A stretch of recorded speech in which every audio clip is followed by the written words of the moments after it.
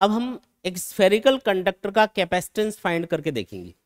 मान लो आपके पास एक स्फेरिकल कंडक्टर है, एक मेटल का स्फेयर है सपोज, है ना, जैसे कि इस डायग्राम में दिखा रखा है अपन ने। एक मेटल का स्फेयर अपने पास में, और इसको हमने चार्ज कर दिया, इसको चार्ज दे दिया Q, और इसकी रेडियस कितनी है, R के बराबर है, ये इसका सेंटर है। ठीक है, तो ये जो स्फेरिकल कंडक्टर है या ये जो मेटल स्फेयर है, इसकी कैपेसिटी कितनी है, इसका कैपेसिटेंस कितना होगा, इसका फॉर्मूला बनाएंगे हम। ठीक है, तो कैपेसिटेंस कैलकुलेट करने के लिए जो बेसिक फॉर्मूला है जो हम यूज करेंगे वो होगा C equal to Q upon V. अभी हमने ये डिस्कस किया था कि किसी भी कंडक्टर का जो कैपेसिटेंस होता है वो बराबर होता है Q अपॉन वी के, क्योंकि अभी हमने एक रिलेशन पढ़ा था Q equal to C into V, उसी को मैंने थोड़ा रीअरेंज करके लिखा है। C इक्वल टू क्या लिख सकते हो, बोलो, Q अपॉन वी लिख सकते हो। क्लियर एकदम बात। अच्छा, C इक्वल टू क्या आ गया, Q अपॉन वी आ गया। अच्छा जी ये जो फॉर्मूला है इसको आप जब यूज करोगे तो Q तो दे रखा है कि भाई इस पे चार्ज कितना है, Q है, V नहीं दे रखा, तो V हम कैलकुलेट कर लेते हैं, और V कैलकुलेट करके जब हम इसमें पुट करेंगे तो हमारे पास क्या आ जाएगा, C यानी कैपेसिटेंस की वैल्यू आ जाएगी। हमको पता है कि अगर हम किसी भी स्फेरिकल कंडक्टर को चार्ज करेंगे और अगर हम उसको Q चार्ज देंगे तो इसकी सरफेस पे जो पोटेंशियल रहेगा, इसकी सरफेस पे जो पोटेंशियल रहेगा वो बराबर होगा KQ/R के। ठीक है, कोई भी स्फेरिकल कंडक्टर हो, जब आप उसको चार्ज करते हो ना, तो सिमेट्री की वजह से हम क्या कर सकते हैं कि ये सारा का सारा चार्ज इसके सेंटर पे एज्यूम कर सकते हैं फॉर्मूले बनाने के लिए। अब सेंटर से सरफेस कितना दूर है, R डिस्टेंस पे है, तो सेंटर से R डिस्टेंस पे पोटेंशियल कितना होगा, KQ/R, फॉर्मूला बताया था, तो वही फॉर्मूला हमने यूज किया है। K मतलब क्या है यहाँ पे, इलेक्ट्रोस्टैटिक कांस्टेंट, जिसकी वैल्यू होती है 1/4 pi epsilon not into Q/R। आ गया पोटेंशियल। लो, पोटेंशियल की जो वैल्यू है वो यहाँ पे पुट कर दो, तो बताओ C इक्वल टू क्या आ जाएगा, Q अपॉन, वैल्यू पुट करते हैं, देखो 1/4 पाई एप्सिलॉन नॉट Q/R।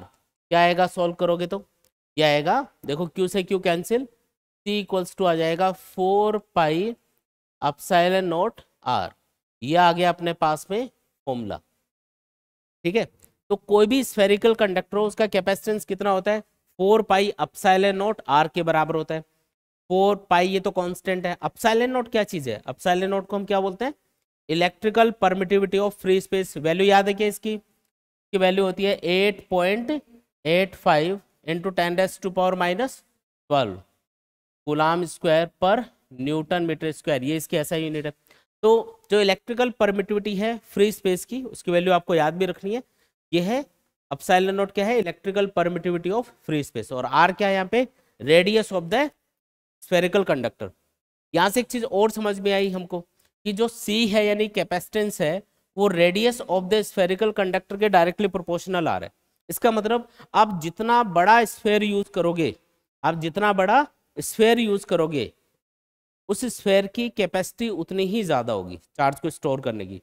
तो एक सिंपल तरीका तो ये है कि आप किसी भी कंडक्टर की साइज बढ़ा के, है ना, कोई भी स्फेरिकल कंडक्टर है या कोई भी कंडक्टर है उसकी साइज को बढ़ा दोगे तो वो ज्यादा चार्ज स्टोर करेगा, है ना। तो साइज बढ़ा के आप क्या कर सकते हो, साइज बढ़ा के क्या कर सकते हो, ज्यादा एनर्जी स्टोर कर सकते हो किसी भी कंडक्टर में। लेकिन ये प्रैक्टिकल मेथड नहीं है। जब भी हम इलेक्ट्रिकल सर्किट बनाते हैं, डिजाइन करते हैं, तो हम ये चाहते हैं कि उस सर्किट के अंदर मटेरियल भी कम से कम लगे, है ना। मान लो कोई छोटा सा इलेक्ट्रिकल सर्किट है, उसमें आपको कैपेसिटर लगाना है। अब जितना कैपेसिटी का कैपेसिटर उसमें लगाना है, जितनी कैपेसिटी का कैपेसिटर हमको चाहिए, उतनी कैपेसिटी का अगर हम कोई स्फेरिकल कंडक्टर यूज करेंगे तो हो सकता है कि वो इतना बड़ा हो। अब इतने से सर्किट में इतना बड़ा मेटल का स्फेयर जोड़ दिया अपन ने, तो ये कोई प्रैक्टिकल सी चीज नहीं है। और हो सकता है और ज्यादा कैपेसिटी चाहिए तो उसका साइज और बड़ा लेना पड़े कंडक्टर का। तो हम ये भी चाहते हैं कि मटेरियल कम से कम लगे और जो डिवाइस है वो ऐसा बने कि वो जगह भी कम से कम घेरे। ऐसे नहीं कि इतना बड़ा सर्किट बन गया उसमें इतना बड़ा मेटल स्फेयर जुड़ा हुआ है, तो ये तो कोई प्रैक्टिकल सा मेथड नहीं है ना। इसलिए हम क्या करेंगे, हम हमेशा छोटे डिवाइसेस बनाने की कोशिश करेंगे कि काम भी हो जाए, जगह भी ज़्यादा नहीं घेरे जो डिवाइस है वो, और मटेरियल भी ज़्यादा नहीं लगे ताकि उसकी कॉस्ट कम रहे। मटेरियल ज़्यादा लगेगा तो कॉस्ट बढ़ जाएगी, तो सारी चीज़ें देखनी पड़ेंगी। इसलिए हम ये वाला मेथड यूज़ नहीं करेंगे कि साइज बढ़ा के हम कैपेसिटी बढ़ाएंगे। हम दूसरे वाला मेथड जो अभी मैंने आपको बताया था कैपेसिटर का प्रिंसिपल, कि हम किसी एक कंडक्टर के पास में अगर किसी दूसरे कंडक्टर को रख देते हैं और उसको ग्राउंडेड कर देते हैं तो उससे पहले कंडक्टर की कैपेसिटी बढ़ाई जा सकती है, तो वो टेक्निक हम यूज करेंगे। ठीक है, बाकी अगर स्फेरिकल कंडक्टर के लिए कहीं भी आपको फॉर्मूला लगाना हो कैपेसिटेंस का, तो क्या फॉर्मूला लगेगा, C = 4 pi epsilon not R। इसको यूज करके कैपेसिटेंस फाइंड कर सकते हैं। जैसे अर्थ का कैपेसिटेंस फाइंड करके देखते हैं। अर्थ को हम एक स्फेरिकल कंडक्टर मान सकते हैं, तो अर्थ का कैपेसिटेंस कितना होगा देखते हैं। अर्थ का कैपेसिटेंस फाइंड करेंगे। अर्थ की रेडियस आपको पता है क्या, 6400 किलोमीटर। अर्थ की रेडियस कितनी है, 6400 किलोमीटर। तो लगाओ फॉर्मूला, ये वाला लगाते हैं, C = ये जो 4 पाई एप्सिलॉन नॉट है इसकी वैल्यू क्या होगी, तो जो 1/4 पाई एप्सिलॉन नॉट है उसकी वैल्यू होती है 9 × 10⁻⁹। तो ये तो 4 पाई एप्सिलॉन नॉट है, इसका मतलब इसकी वैल्यू होगी 1/9 × 10⁻⁹ इनटू R रेडियस। रेडियस कितनी, 6400 किलोमीटर, मतलब 10⁻³ मीटर में चेंज करना पड़ेगा ना, तो 10⁻³ से मल्टीप्लाई कर दिया। जब आप इसको सॉल्व करोगे तो ये आएगा 711 × 10⁻⁻⁶ फेरेड।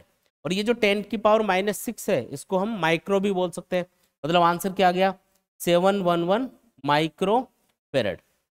तो कंक्लूजन ये निकला कि अर्थ जितना बड़ा अगर कोई भी स्फेरिकल कंडक्टर लिया जाए तो उसका कैपेसिटेंस कितना होगा, 711 माइक्रो फेरेड के बराबर होगा, है ना। क्या ये काफी कम है, दिखने में तो छोटा ही लग रहा है कि देखो 10⁻⁻⁶ है, मतलब कि वो छोटी वैल्यू आएगी सॉल्व करने पे, तो न्यूमेरिकली तो छोटी वैल्यू आएगी, लेकिन ये कम नहीं है कैपेसिटी। एक्चुअल में जो फेरेड जो यूनिट आप यूज कर रहे हो वो बड़ी यूनिट होती है।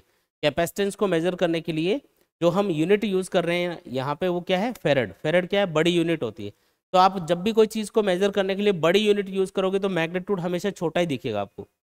जैसे अगर आप सपोज करो 1 किलोग्राम को आप टन में रिप्रेजेंट कर रहे हो, 1 किलोग्राम टन में रिप्रेजेंट करना है तो क्या लिखना पड़ेगा, तो 1 टन के अंदर कितने किलोग्राम होते हैं, 1000।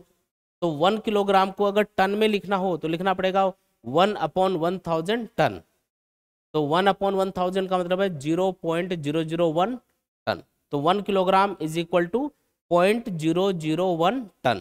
तो देखो जब आप यूनिट बड़ी यूज कर रहे हो टन, तो जो पहले मैग्नीट्यूड लिखा है वो कितना हो गया, 0.001, छोटा हो गया ना वो, समझ में आई ये बात।